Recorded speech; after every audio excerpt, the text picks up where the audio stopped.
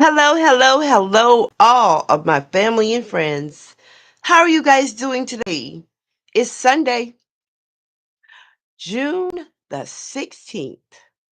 Okay, we got 3 days before Juneteenth is here.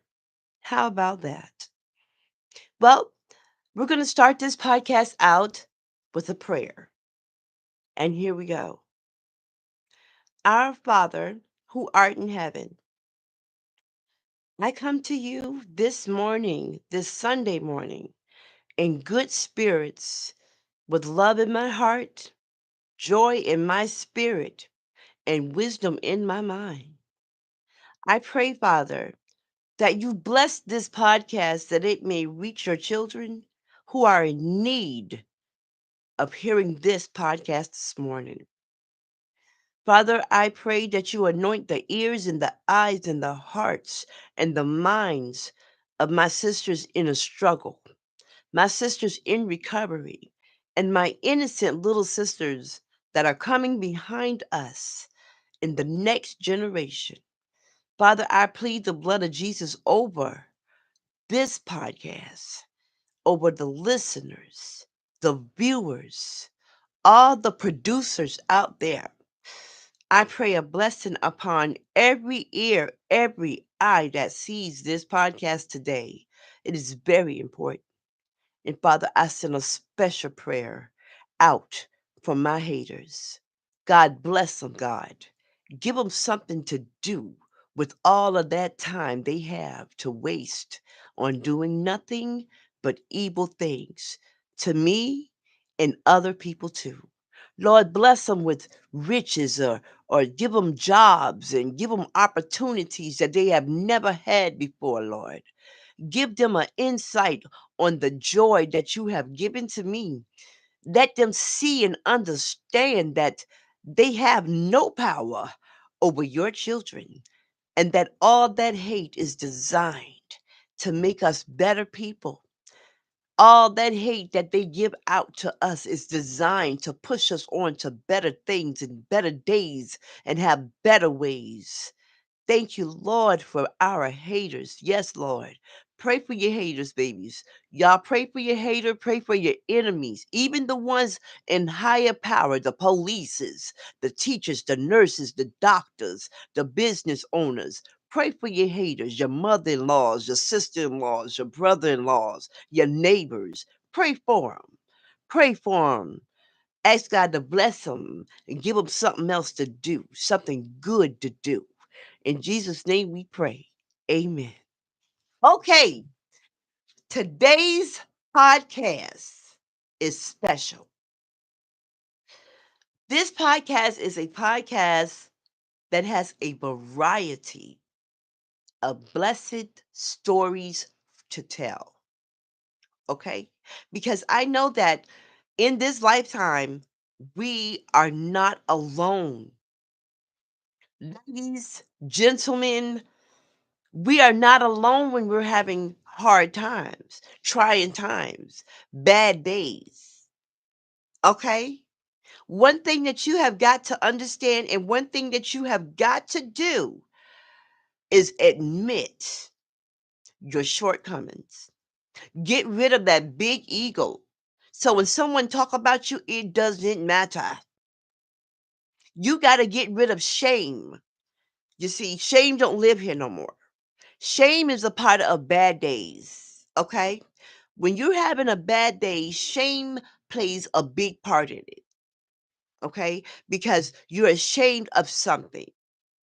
So what you got to do is face your shame and you got to let it go and be you. You see, cuz shame don't live here at my house. In my queendom, we have no shame. We admit our shortcomings.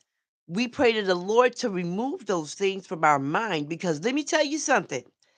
You are your worst enemy. You are your biggest critic, is you.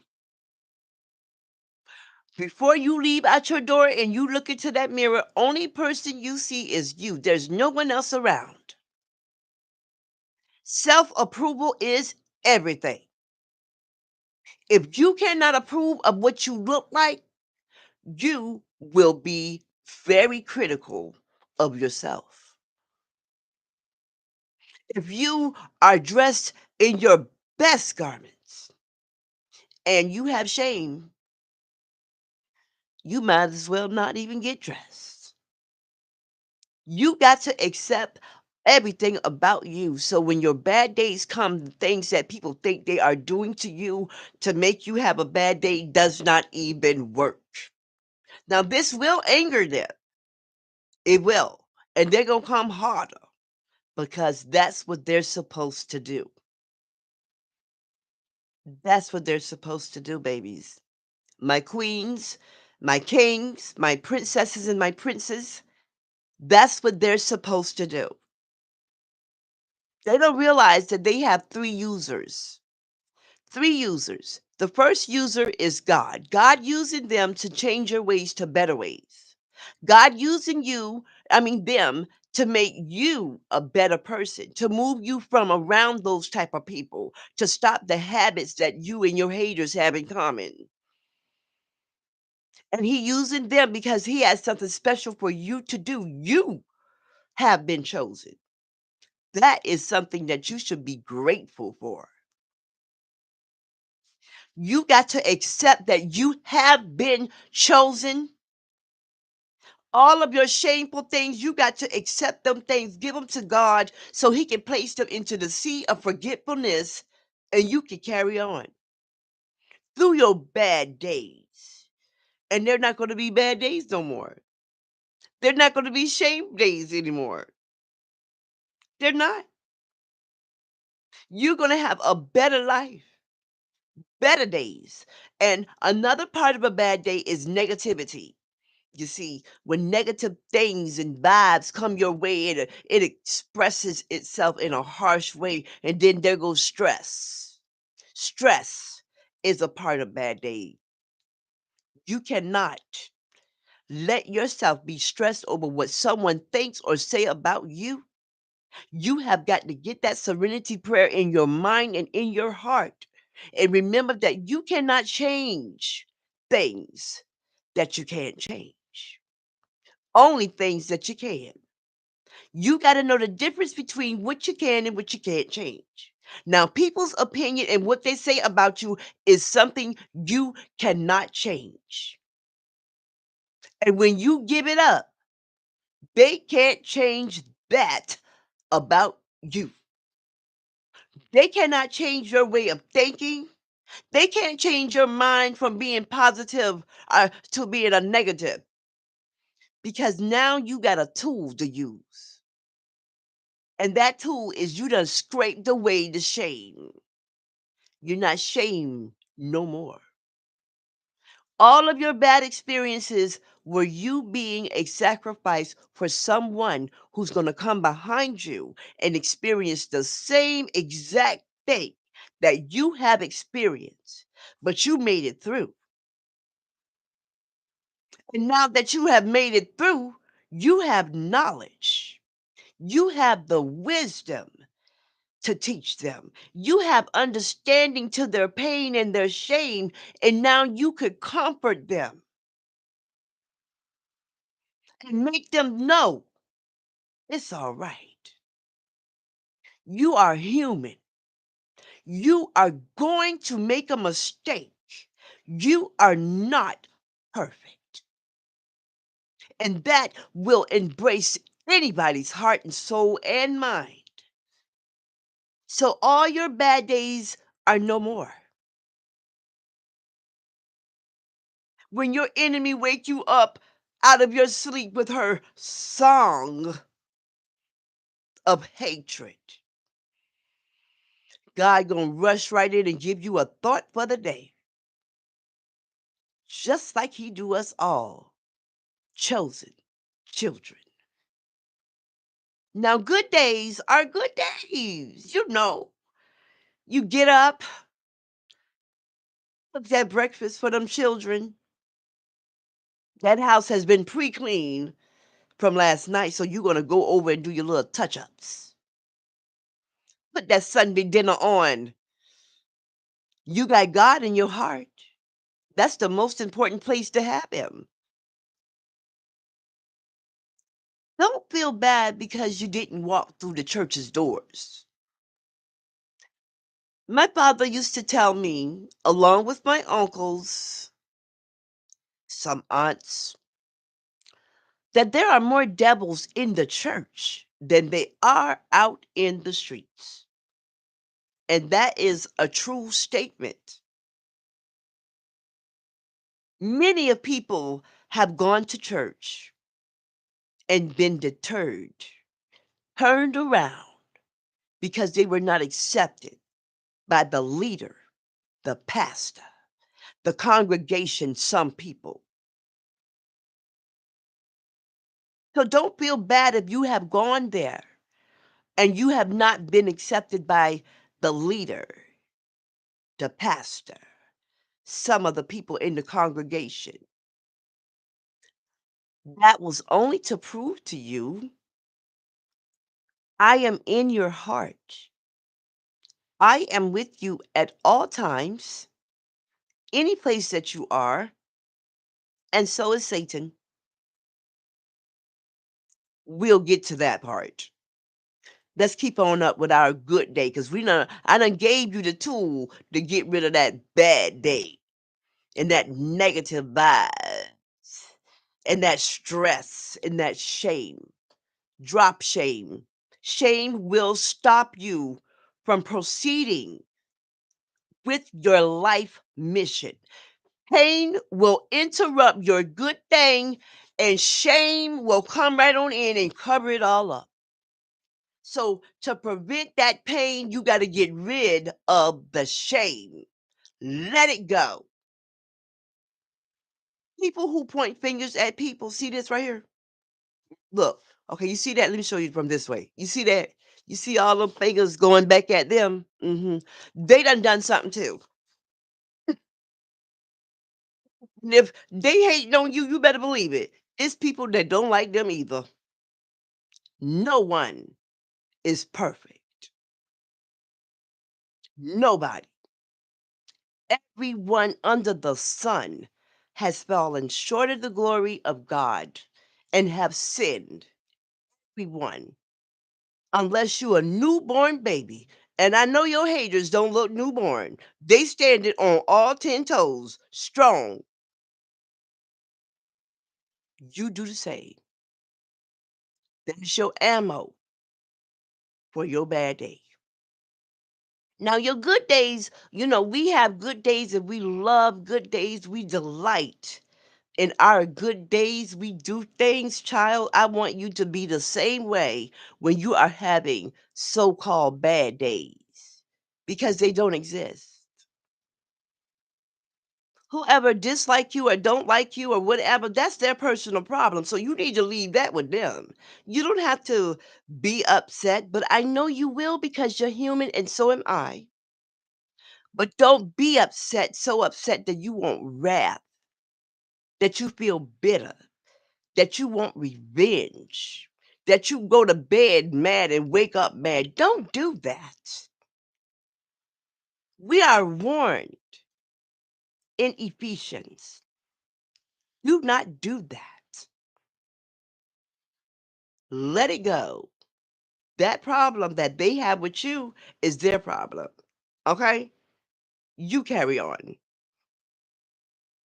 Okay? Now, I'm not telling you that's going to make them go away because their job is not to go away and leave you alone. Their job is to keep coming, keep coming, keep coming because they're going to keep coming. So don't be like, well, I did good today.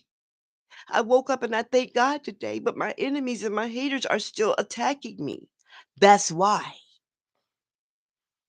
Because you woke up happy, because you woke up and did good, because you woke up and they can't stand to see you do good. It hurts them. Your success, your courage to be disliked hurts them. It brings shame to them because they have told everyone all sorts of stories about you. You waking up all happy and bouncing around, cleaning up, going outside, sweeping off the porch, decorating. Oh my goodness. They got to do something to make you mad, to change your character so you can step out and act like them. Do not do that. I smoked crack cocaine for 13 years, gave it up. How you like me now? How do you like me now? I hope you heard that. That means I did it with God.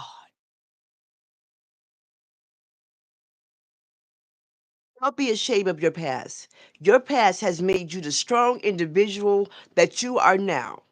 Accept it and move on to better days. Now, when we having our good day, let's have a good day.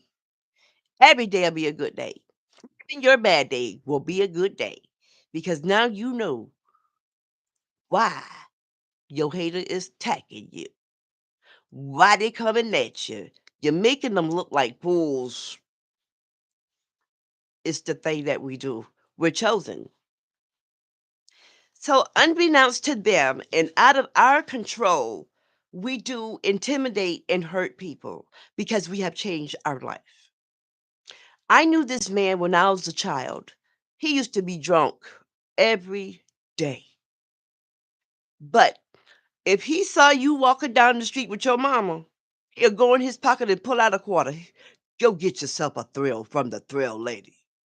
Go down there to Thomasina and get you some candy. And he would be drunk off his butt, stumbling, falling down. If he saw you though, how y'all doing today? Top of the morning to you, because he would be drunk in the morning too. Okay? But that didn't stop him from speaking. It didn't stop him from reaching in his pocket, giving a quarter to little children. Then there was another man too, and he lived a door apart. He didn't drink. He didn't smoke cigarettes. He didn't do no drugs. He had a nice house, a nice car, a nice career, money, but he was so nasty. Not nasty like someone being like nasty. I don't know. Let me see if I can determine it too. But his ways were nasty. Okay, that's a better way. He didn't speak. He thought he was better than people. He would drive by you real fast, and you have your little child holding the hand, and he'll keep on going. He did not respect people. He used to beat up his wife really bad, abuse her. The drunk man used to sit on his porch after he done been down into the pink house down there. He done been to the pink house. Now he coming back. He see her crying. He try to comfort her. There was no comforting for her. Sometimes he used to jump on his wife and put her out the door with no clothes on. And everybody would see how he would humiliate her. No one really cared much about this man. One day, the drunk man decided he didn't want to drink no more, and he didn't do it. The house he lived in, no one knew this, I don't think, that that was his own home. He owned it, but it was just raggedy. And all that money he was getting every month from the government because he was a veteran, guys, a veteran. He served our country. He took that money He went and got that loan, that VA loan, and he fixed that house up beautiful, beautiful. It sits right now on the corner of 51st and Stevens, blue and white, beautiful home. He fixed it up, the porch, everything. He changed his whole life. When I became a grown woman, I did not even recognize him. He was cleaned up and he still was nice to people. You see, what I'm getting at here is it is not what goes into a man's body that make him unclean or a woman, but it's what comes out of that person that makes them unclean. Because you could have a dope head woman, a dope head man, and they be the nicest people you ever met in your life. And you could have people who never smoked a cigarette or did any kind of drug or drink in their life, and they be some mean people, nasty towards people. Don't let what people do to you bring your bad side out because that's what they want you to do. They want to point that out. Anybody with good sense would say to themselves, well, I wonder why she acting like that. I wonder why he acting like that. Anyone with good sense would question the bearer of bad news about people. Anybody with good sense would be like, well, what's the story? Well, she used to be on drugs. Used to be. Okay. He used to be a drunk. Really? This is the person right there? Mhm. Yeah. I remember when he did this, and I remember when she did that. Look at her. Looking the back of their minds, they're wondering, "Wow, how did he get that way? How did she get like that?" Because what this person is telling me is that they used to be down and out and dusty in the streets, but now, hmm, I think I might need to talk to that lady. I think I need to talk to that man. I got a relative that I need for them to talk to, show them how they did it, how they got over that big old mountain that this person is glorifying like it's a bad thing. Do that. Because a lie don't care who tell it. And people who need friends would do anything for clout. Remember that. Remember. Now, trying times is on the list too. Okay. We have trying times. Trying times comes in our life sometimes when we are already down. You could be up on your game, and trying times will come around. Everybody has them. When you have trying times, that's just another way to say trials and tribulations. You're being tested. And like the good teacher that our Savior is, he only gonna do is pass out the paper and the number 2 pencil. Then he will probably look around. More than likely he will, because he's a great teacher. No cheating, no cheat sheets. Let's begin. And go down and sit.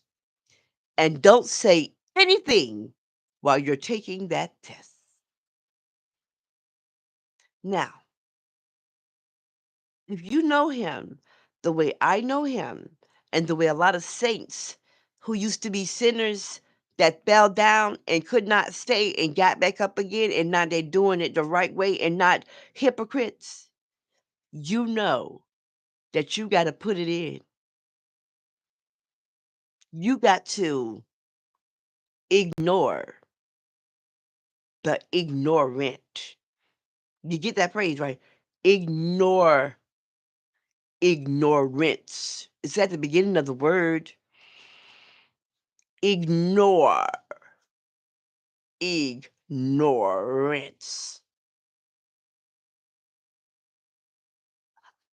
Best way I could put that to you, besides the best way I just put it to you, is to do this.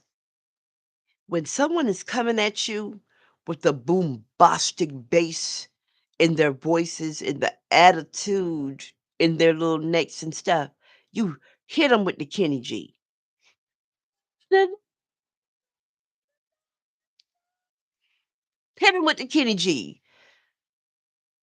Be smooth and settling in your spirit, because that person has a issue way beyond you. And there you go, a punching bag, a target. Don't go back. Boombastic with the bass. Hit him with the Kenny G.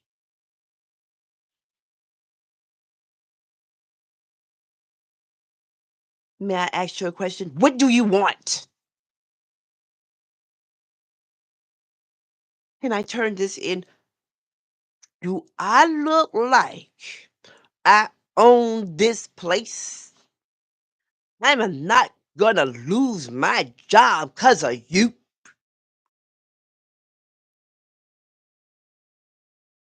Okay, this is a special event right now. You're thinking, let me go ahead on and move away from this person and this negativity, because I cannot lose my space, my mind. I cannot drop my intelligence and belittle myself and stoop down to this person's level. I am not better than that person, and that person is not better than I am, but I am in a better place in my mind, my soul, and in my heart. And I understand that the enemy is attacking me. And now I need to move past this. I'm going to turn around and do things the right way. Do that. Do that. You're going to have to open up your third heart and realize that what's happening to you is a battle for your life. There are angels fighting against demons every day for your life. Your guardian angel is with you all the time, and they are fighting for you. They're being wounded, but they're not going to give up,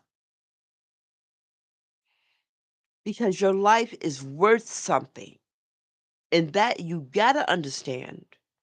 So if you get fired because the manager don't like you, Don't worry.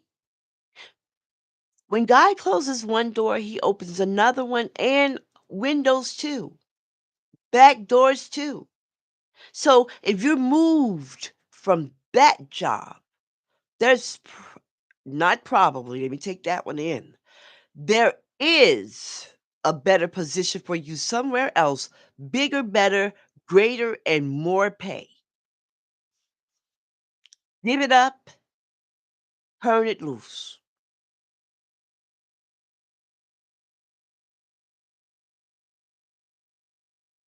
Sometimes we find ourselves in situation that really tests our ability of who we are, what we stand for, and what we need to do. So you cannot turn a blind eye to your situations. You got to pray. And if you were with me when I did my podcast on God's blind side time and his revealing time, God will blind you. He will blind you to situations in your life that he know you will get in trouble about. So he blinds you to it.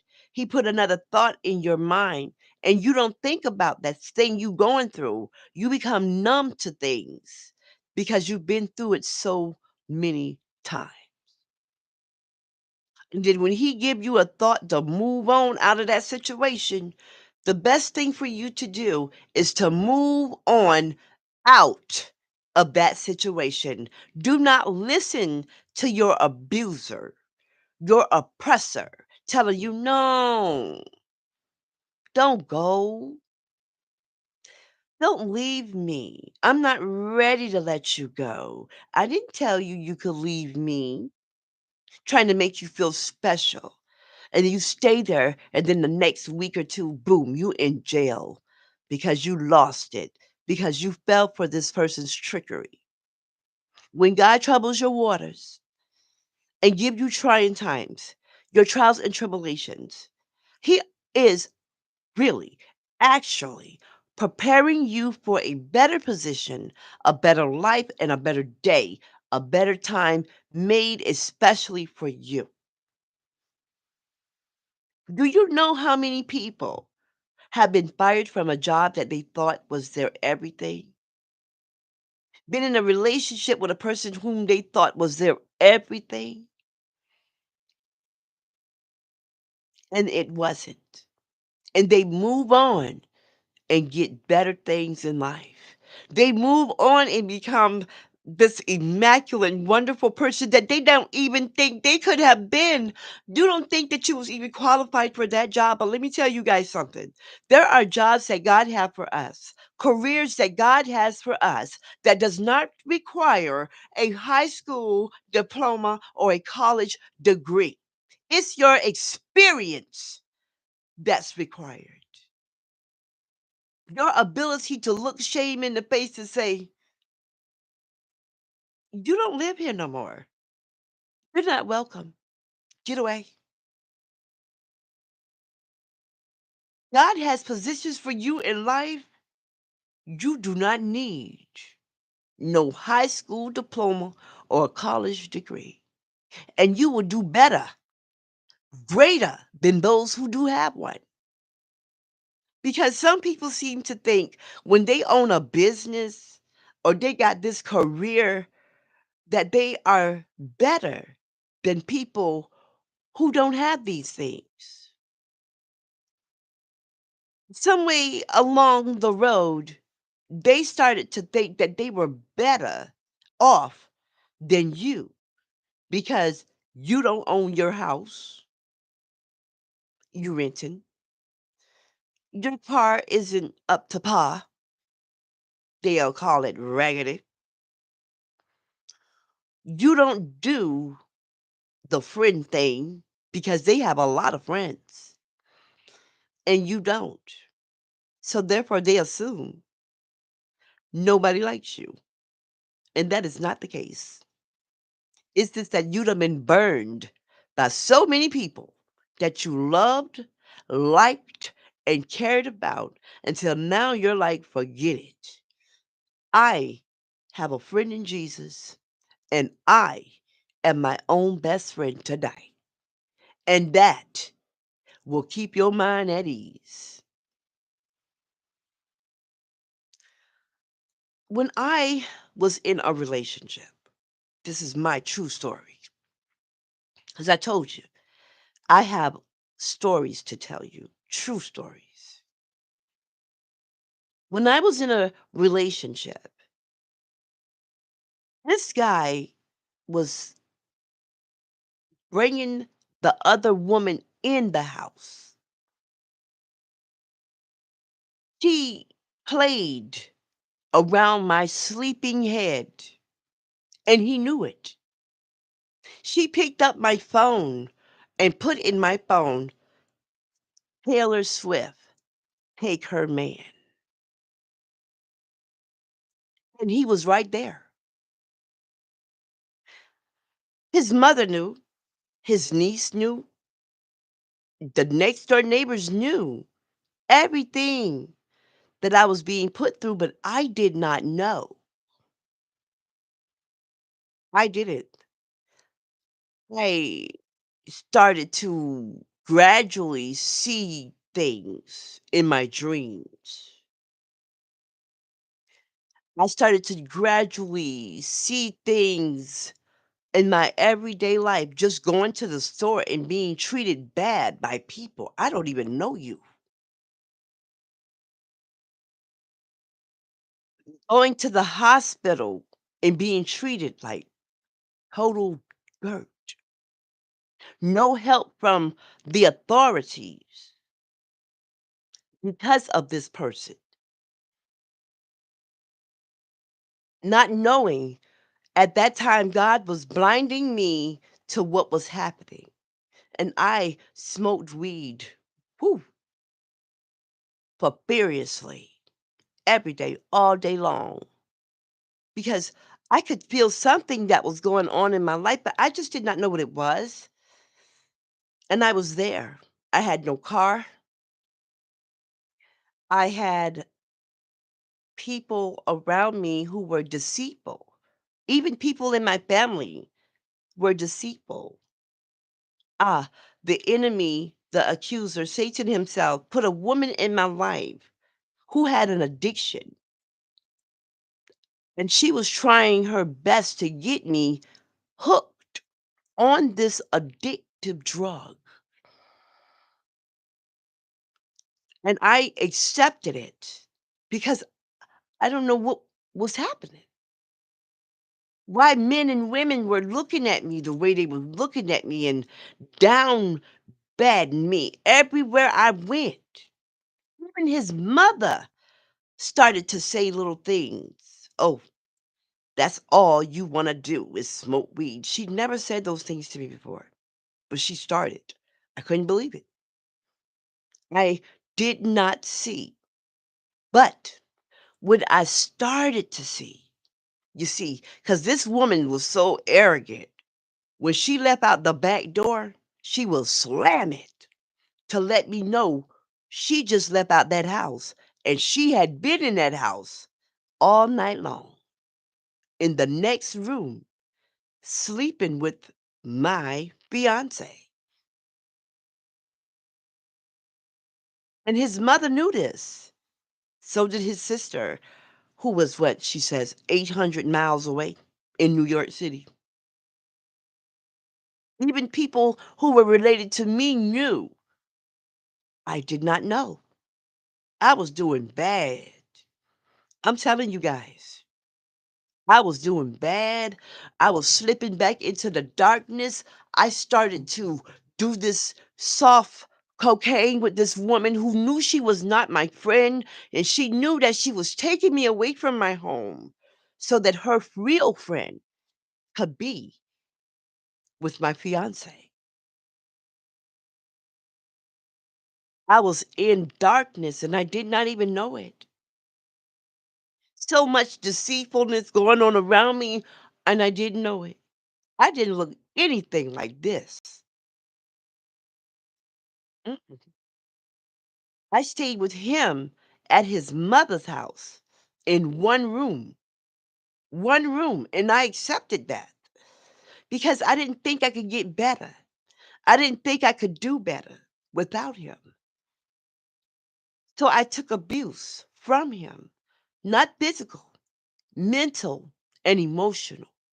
And those are very dangerous, dangerous abuses that anyone can go through, a woman or a man, child either.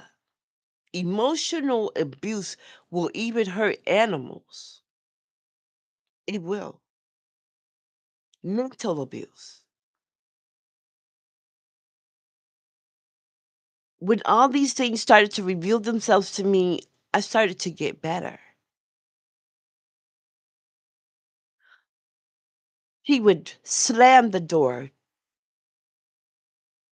Before, I used to just think that, his mother must have just come in the door.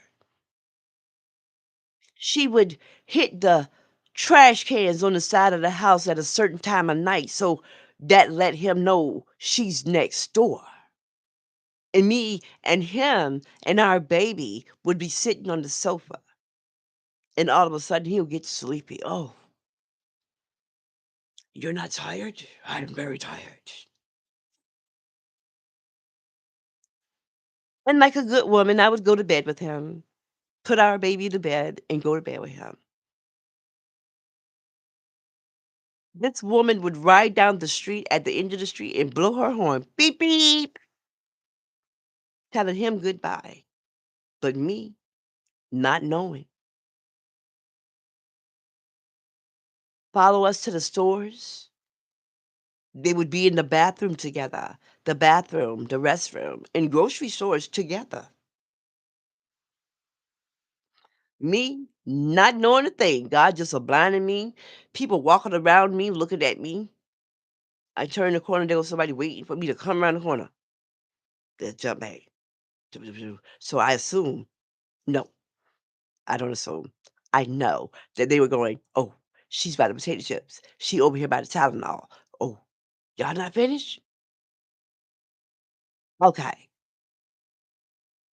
Some people, they find delight in seeing someone go through something. They find delight in hurting people. But the one thing I have learned about pain can happen over and over again.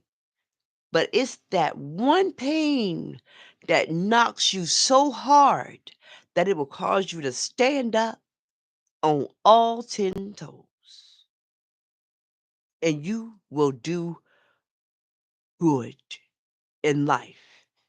And then you will start to do great.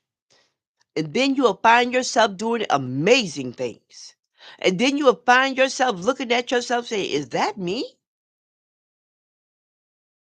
I would have been still there in that relationship, probably dead, in jail, or in a mental institution, or hurt really bad where I'm not able to function and do things the right way.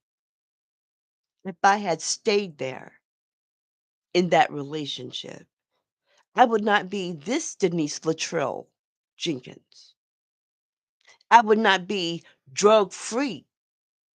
I would not be 11 months free, going on 12 from marijuana that I've been smoking since I've been 18 years old. Here I am, 50 years old, free from marijuana addiction because of that pain that I went through in that house of bondage.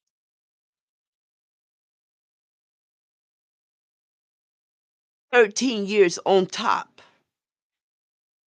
away from a demon substance called crack cocaine. I tell my own testimony. You people can tell a story, but you can't tell my testimony. And you hate to admit that I am who I am, but I'm not. And I'm not ashamed. And I got people to save. I have lives to change. I might even save your sister, your niece, your cousin, your favorite cousin, your mother, your aunt, your grandmother, because there are grandmothers out there still on that demon substance, and they've been on it for years. Your best friend daughter. I represent females who have left alone a demon substance. I am the poster child for the afterlife of a demon substance. I am Denise Latrell Jenkins, and I am and always will be a recovering addict, and I accept that because acceptance is everything, and denial is everybody's worst enemy. Now, it's my truth, and I'm proud of it because I've moved on, and I thank God.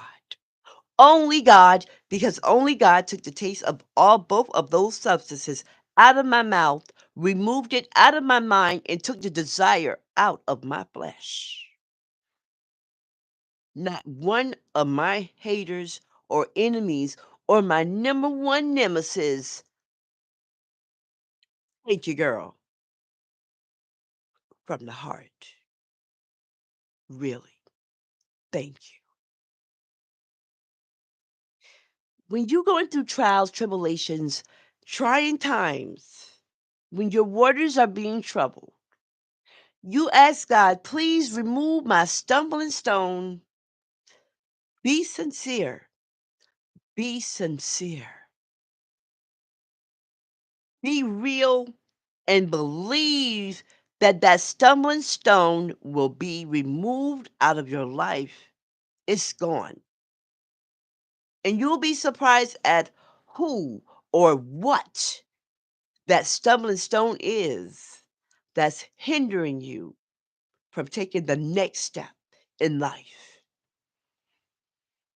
Sometimes the people that you associate yourself with are the reasons why you cannot make another move in life.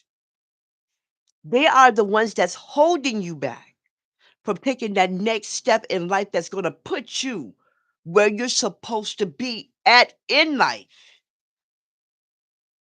Because right now you are around people that's really not the people you're supposed to be with. The reason why you don't feel bad for the negative and bad things that you do is because there is no judgment among people who are the same. Birds of a feather flock together. It's true. It happens. It's real. Move on. You got to cut that connection off. The inner circle in your life have got to be people who are positive people. People who know things that can get you to the next point. People who will help you unconditionally. Because people like to put conditions on their help, you know. They do. Hmm. I know you know what I'm talking about. We're going to move on because them trying times over. False prophets. False prophets could be anybody. Okay? False prophets are not necessarily the preacher on the pulpit, but a lot of times it is. False prophets could be the police. False prophet could be your husband, your wife, your girlfriend. It could be your baby mother, the son of the father of your children. It could be your children, your boss, your neighbors, your best friend.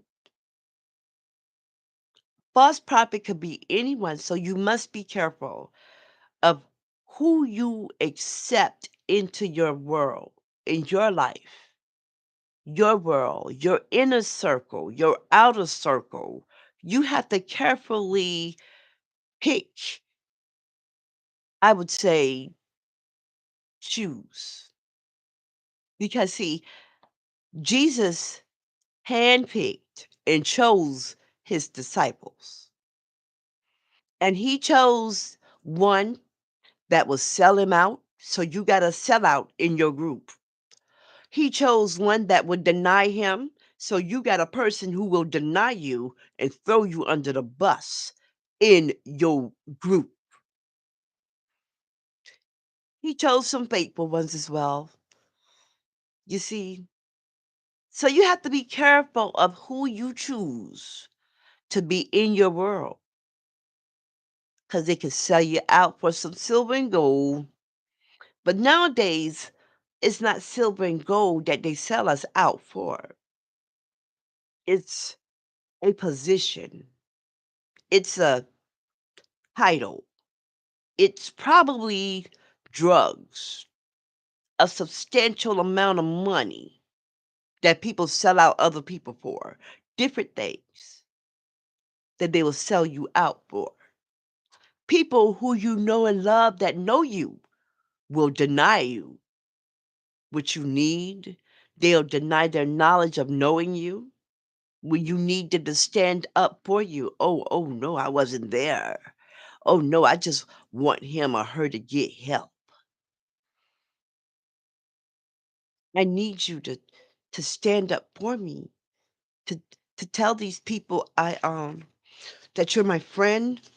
You know how we go back. You know we go back far. So I need you to be there for me. And they don't show up, or if they do show up, they don't say anything like that. Oh yes, I've known her for a while. I've known him for a while. Um, um, she need help. What? Oh yeah, yeah, he might need that rehabilitation. What? You're my friend. You're my lover. You're my husband. You're my wife. You're my baby mama. Now you understand raising your hand against me. And I took care of you. You didn't want for nothing. But you cheated. Some people worry about the wrong things. Now, there are things to worry about, but there are things you should not worry about. Now, be careful of who you accept in your life. Be careful of who is in your inner circle. See, your outer circle of people, they're not really knowing you. They don't really know your business. But your inner circle does know your business. And those are the people who could tell it to the wrong people. So you got to be careful who around you, who you allow through your front door. You see, someone said that the devil is whoever you let across your front doorstep. Whoever you let across your front doorstep. So you better be careful of who you let across your front doorstep. You better be careful of the circle of people who are inner and around you the closest, the mostest. The outer circle, that's different. They don't know much. They know some things, but they don't know much. Not as much as your inner circle does. You got to be careful. Anyone could be a false prophet. Anybody can. When you take an oath and you're a doctor, that means you cannot be hypocritical. If you're a police officer, you cannot be hypocritical. You got to serve everyone fair and squarely. And when you don't, God takes your authority from you, and everybody in the world sees it. Everybody, even the chief, the commissioner, the mayor, the DA, other people. who you have wronged will step forward and say, they did this to me too. They did this thing here too to me. Oh, she did this. She harassed me. She had people in the neighborhood to harass me. She dropped old mug shots of me in my house while she slept with my fiance. The person she's doing this for is her sister, who's a nurse, a teacher. Mm. When God shines the light on false prophets, he does it. So be careful of who you elect to be your hero or your friends. The saddest story I ever heard in my life was a couple years ago where this beautiful 25-year-old black woman went to Mexico with her friends and they killed her. Her friends had a secret jealousy against her. She had no idea. I could imagine these people saying hello to her mother, eating a piece of her mother's sweet potato pie, coming through the front door, acting like they loved her child, when all the while they wanted her dead, and she had no idea who she had allowed in her life. Oh, I'm your homie. I got your back. I'll be there for you. We down like four flat tires. I love you. You're my everything. Girl, I love you. You gotta be careful who you allow in your inner circle because false prophets are out there and they are waiting because there's something about you, something so wonderful they do not like. They are so jealous of. They are so envious of. And believe this or not, people that got more than others can be jealous and envious of you. You may not have as much as they got, but they will still be jealous and envious of you. There's something about you. It could be your strength, the way you look, the way you carry yourself. Your demeanor must be something of a outstanding revolutionary person. You got to be careful because people with more than you can envy you and be jealous of you. It's not so much as this person who don't have nothing and you jealous. I am so glad that God did not put jealousy in me, envy, or being a hater in me. I'm glad for that. I'm glad that everything that I've gone through in my life since I've been a little girl has molded me to be this woman I am today, to be able to take pain and make it prosperous. I am thankful for that.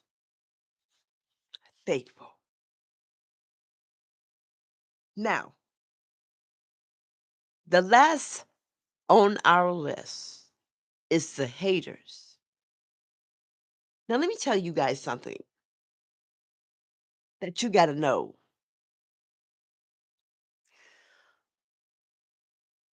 A hater is a blessing in disguise. A hater could one day talk about you so much until they talk about you to the right person and bless you. They could do things to your belongings and bless you. I've known several women who have been hated on by other women so much until they have paid people to destroy their cars, put sugar in the tank, mess with the wheel. I'm one of those ones that got her wheel messed with, tried to take their lives and bless them at the same time. Because of these people messing with their cars, they saved a car note and car insurance. So now they done took the car and destroyed it. But guess what? You got over $1,000 saved up. You can't even drive a car no more. Thank you, hater. It would get you evicted out of your home. And guess what? That place that you got evicted from or kicked out of because somebody hated on you and told the rent man and the rent woman all this stuff, and then you go off and then bam, the Lord bless you with so much wealth that you could buy a home in a place. Nothing like the place you was at. And you don't miss nothing you had. A hater is most definitely a blessing in disguise. Yes. Hate on you so much until you say, "Man, I'm gonna start a podcast. I'm gonna be real with people. And all them things they said about me, I'm gonna tell it because it's my testimony, not a story." Anybody could make up a story, but not everybody can tell your testimony. So let your haters be your motivators. I don't spend much time talking about haters, okay? Because their job is done, as you could see. It was my haters that made me greater. So let your haters turn your water to wine. Go ahead. Here's be the best you that you could be. Show them who you are. Know them who you are. This has been Denise Jenkins with another edition of PLM. People like me. People like me who done been through that storm, came out that storm, and standing on all 10 toes, doing it and doing it well. Please like my podcast, give me your comments, and subscribe because boy, boy, boy, do I have some testimonies to tell. I love you all. Have a great Sunday. And I have a special Juneteenth treat for all of my people because guess what?